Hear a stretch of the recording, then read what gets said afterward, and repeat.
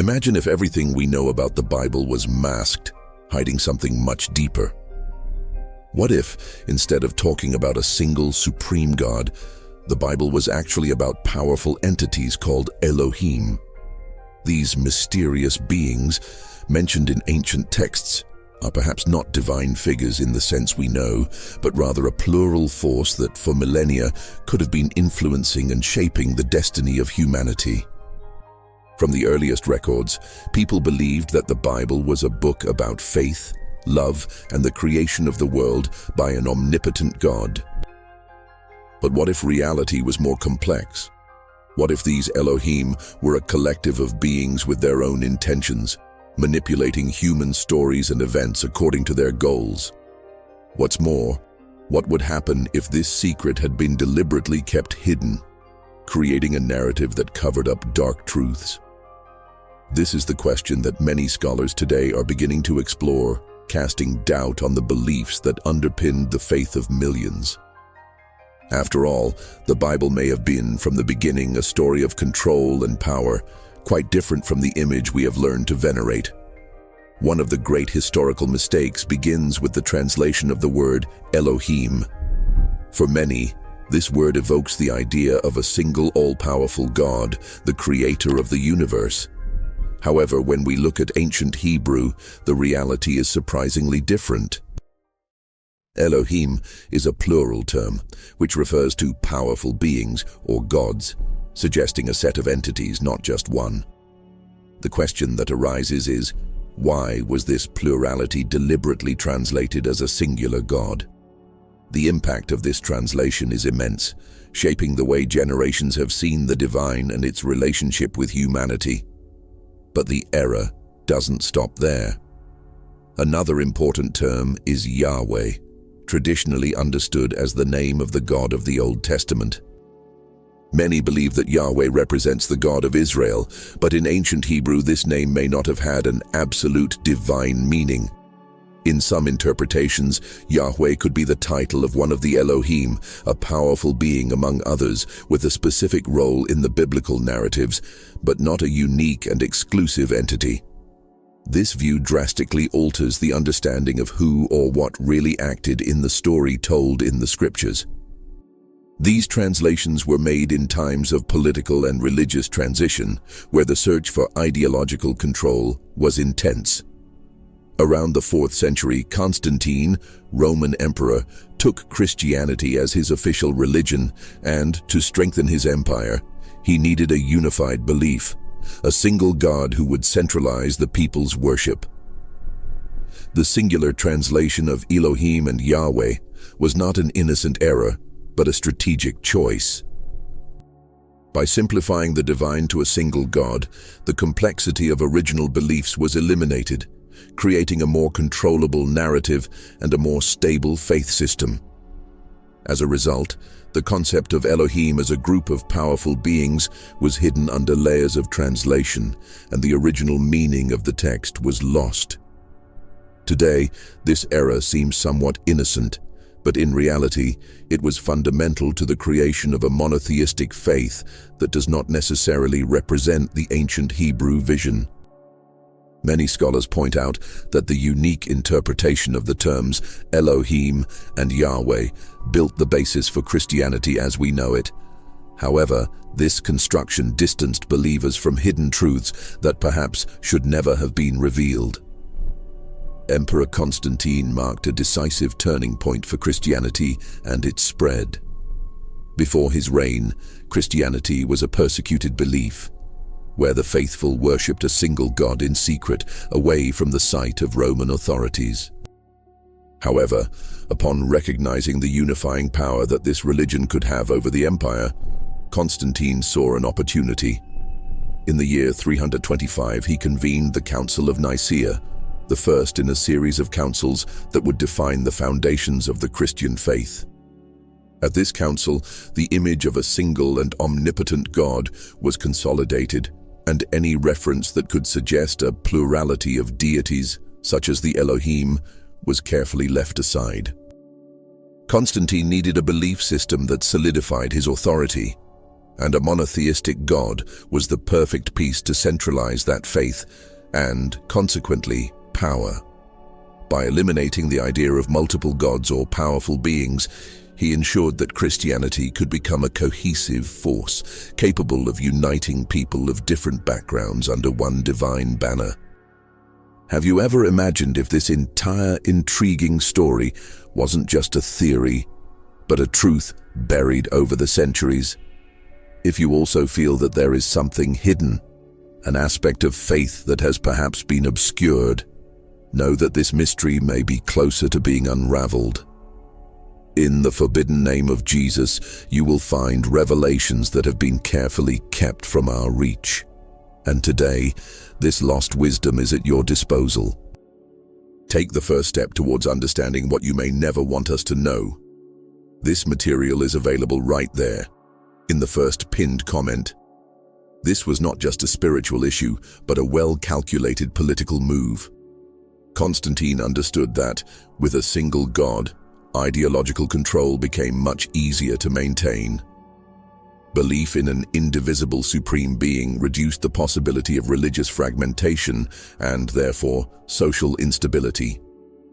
This singular god represented a figure that the people respected and feared, an authority greater than the emperor himself, but which, in a way, also legitimized him. By making God a single entity, Constantine not only consolidated the people's faith, he also built a psychological barrier where to question divine power was also to challenge the authority of the state itself. With Christianity now adjusted to serve the interests of the empire, the church came to play a central role. It became the means by which state power was exercised, and the biblical narrative was edited to reinforce this obedience. Figures such as the Elohim were relegated to oblivion or reinterpreted, while the figure of a single and powerful God prevailed. Constantine and his successors shaped Christianity to be a tool of social and cultural control, where the figure of God supported political and social structures. This transformation was not an isolated act. Over time, the church accumulated even more power, assuming the role of mediator between the people and the divinity. Christianity, originally a faith of resistance, was slowly converted into a pillar of the state, where obedience to God and the emperor were inseparable. The transformation of Christianity into a tool of social and political control is one of the most remarkable feats in history. With the biblical narrative adapted to promote a vision of absolute obedience, institutional power was consolidated, using fear and faith as instruments of domination. The idea of a single and all-powerful God served perfectly to legitimize hierarchies, placing divine authority as the supreme link above any challenge.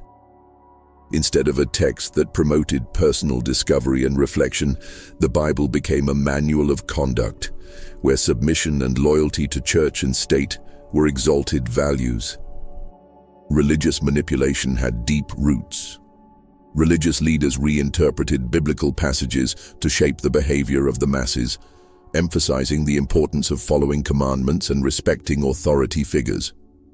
Verses such as "Love your neighbor" and "Honor your father and your mother" were highlighted, but with a nuance of submission. Loving your neighbor also meant obeying whoever was in a leadership position. Honoring father and mother expanded to loyalty to church and state. Biblical stories were adapted to reinforce the need for obedience to this supreme God, establishing a relationship between the believer and the religious institution that excluded autonomy. Behind this manipulation there was a game of interests, where the scriptures became a tool to impose norms and dictate moral standards. The church assumed an authoritarian role, dictating what was sin and what was virtue, controlling the thoughts and actions of millions.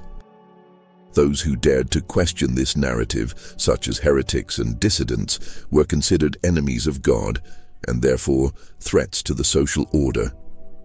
The fear of eternal punishment was a powerful device, capable of suppressing rebellion and strengthening clerical and state authority. This link between the biblical narrative and political control has been consolidated over the centuries. As the Church became the primary moral and spiritual authority, the idea that God supported earthly power solidified in people's minds. Any resistance was seen as disobedience not only to human law, but to the divine will. This gave rulers an efficient tool. By promoting the concept of a sacred authority, they ensured that power was accepted and respected without question. This system of manipulation not only controlled the present, but also shaped the future, educating the next generations in obedience and submission. The message was clear. The established order was immutable, and man's role was to respect it, live within it, and never question his place. In this way, political power found a formidable ally in Christianity, creating a society where faith and obedience were two sides of the same coin. Are you prepared to understand what they hid? The forbidden name of Jesus brings profound answers, but be careful, units are limited. Check it out in the first comment before it's gone.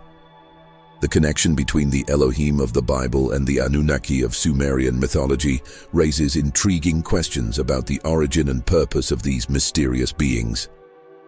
Both cultures portray powerful entities that descend from the heavens to interact with humanity, shaping its destiny and exerting immeasurable influence on human evolution. In Sumer, the Anunnaki were described as gods who came from elsewhere, bringing knowledge and technologies far beyond the understanding of men. Similarly, the Elohim are mentioned as powerful beings who not only create but also manipulate and govern humans. This similarity is not merely a cultural coincidence, but suggests a possible common root, or as some scholars speculate, an ancient extraterrestrial presence. Many researchers point to the fact that these stories may have originated from real encounters with otherworldly beings whose advanced technology caused them to be seen as gods. These narratives, found in several civilizations, reinforce the idea that ancient gods could have been visitors from other places, interfering and shaping civilizations to fulfill their own purposes. Sumerian texts, for example, describe the Anunnaki as responsible for creating the first humans, a species designed to serve these superior beings, especially in tasks such as mining natural resources. Likewise, the Elohim are presented in the Bible as the creators of humanity, but with a peculiar characteristic. They created man in their image and likeness. This phrase, interpreted in light of the theories of ancient astronauts, suggests that the Elohim could have genetically modified a primitive species on Earth to create humans, configuring a biological connection with their creators. Cultures around the world feature similar legends of gods who descend from the heavens and leave a profound mark on their history and development. From the gods of Egyptian mythology to the divine beings in the stories of Native American peoples, the narrative is always the same. Powerful beings who possessed advanced technologies and unusual knowledge that defy logical explanation. In many of these traditions, these gods were described as beings with incomprehensible capabilities, capable of influencing natural events and performing feats that surpassed human understanding. This view transforms the gods from benevolent figures to manipulators who used human civilizations as pawns in a larger game. They conveyed orders, demanded obedience, and used humanity to accomplish their goals. If these Elohim and Anunnaki were actually beings from other worlds, it would completely change the way we interpret the ancient scriptures. More than mere legends, these texts could be historical accounts of an era where humanity was used as an experiment, a phase of exploration conducted by beings with intentions and needs that surpass our current understanding. The idea that the Elohim and other ancient gods may have been extraterrestrial beings with advanced technology sheds new light on human history. These cosmic visitors, upon arriving on Earth, could have encountered a primitive and vulnerable species with great potential, but still in a rudimentary stage of development. For many researchers of ancient astronaut theories, these beings not only interacted with the first humans, but also directly influenced their advancement.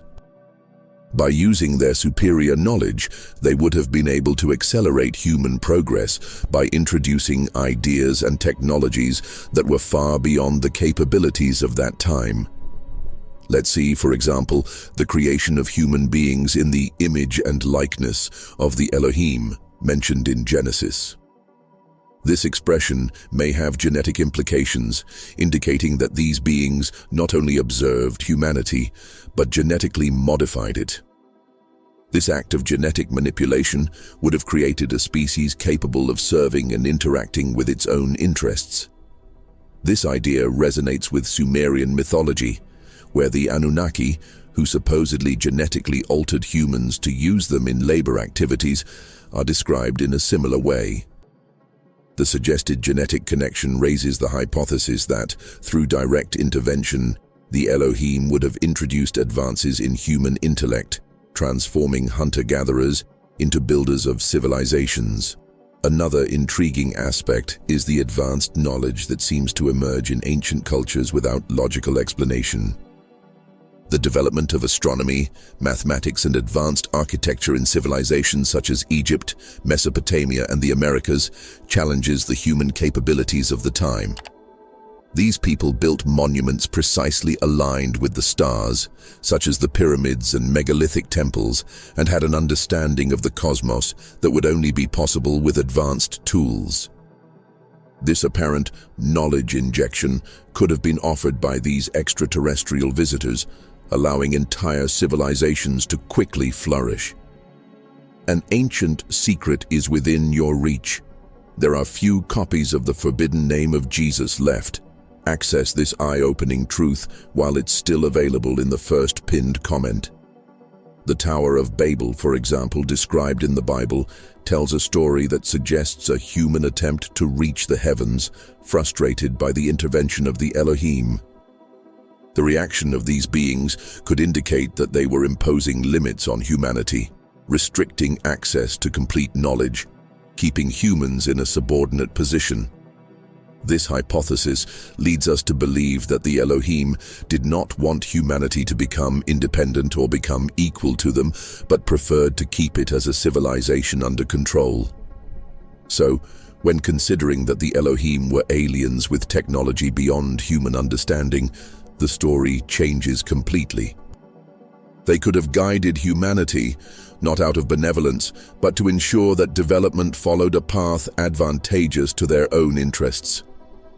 This extraterrestrial manipulation creates an image of a humanity that has evolved under a constant influence, restricted and directed by beings whose objectives may still be a mystery to us. Although the Elohim may have ceased to interact directly with humanity, the system of control they possibly established remains alive in the religious and political institutions we know today. The structure of domination created by these ancient beings solidified over the centuries, shaping values, norms, and beliefs that still guide society. Monotheistic religions, by promoting the idea of obedience to a supreme authority, replicate the model of submission that the Elohim established, keeping people linked to an invisible but powerful hierarchy. This legacy of control transcended the spiritual sphere and invaded the political field, consolidating itself in power relations between rulers and ruled. Governments around the world use the principles of absolute authority, inspired by the idea of a greater power, to justify their actions and obtain the loyalty of the people. This power dynamic suggests that even in the absence of the Elohim, their influences continue to shape the way societies are structured. The concept of a superior being who observes, judges, and dictates rules is reflected in the state model, where the central authority has the final say and demands compliance from its citizens. Furthermore, the Church, which played a central role in transmitting this legacy, was fundamental in consolidating this culture of submission. Since the Middle Ages, the religious institution has collaborated with monarchies and empires, ensuring that laws were followed and that the population remained submissive to the established order. Obedience to clergy and political leaders became synonymous with devotion to God, creating a spiral of domination where faith and state control were intertwined. This fusion of religion and politics was, and still is, a powerful tool of manipulation, shaping entire generations to accept and fear authority without questioning it. Even today, the reflection of this legacy is visible in modern institutions. Political and social systems maintain the concept of a higher order that should not be questioned, and people are conditioned to follow rules that often benefit only those in power. The perpetuation of this model of control can be seen in the way in which religious institutions still exert great influence over political and moral decisions, suggesting that humanity remains trapped in a system established millennia ago. This continuity is a reminder that control has not disappeared. It has simply adapted to modern circumstances, taking on new faces and strategies to maintain its dominance. Although there is no longer any evidence that the Elohim walk among us, the system they created is resilient and flexible, keeping society in a cycle of submission and reverence. Humanity, since its beginnings, has been conditioned to accept the presence of a supreme authority, and, to this day, this influence echoes in the structures that govern our lives. Even though the Elohim have disappeared, the legacy of domination they implanted continues to shape human behavior, thoughts, and spirituality, perpetuating a cycle of control that transcends time. Faced with a narrative that spans millennia and shapes both the past and the present, an inevitable question arises. To what extent has our view of history and spirituality been influenced? If the accounts of the Elohim and their possible manipulations point to an ancient system of control, what does this tell us about the institutions we follow and respect today? Perhaps it is time to question these established truths, to re-examine the stories we accept without hesitation. Challenging these narratives is not just an intellectual exercise, it is an opening to see the world from another perspective, freeing yourself from imposed influences. When reflecting on these ancient structures of domination, we realize that the power to question is a crucial tool for autonomy. It is not about denying faith or values, but about finding a path that allows us to understand the true role of humanity and its potential for evolution. Thus, the invitation is clear. Explore origins, look beyond appearances, and seek answers that go beyond the superficial. In doing so, perhaps we will find a new vision of who we truly are and the purpose we still have to fulfill, free from the shadows of control. If this content brought new perspectives and you want to continue unraveling mysteries hidden in history and spirituality, subscribe to the channel. Here, we explore themes that defy common sense and seek deeper truths. Turn on notifications so you don't miss our next videos and join us on this journey of discovery.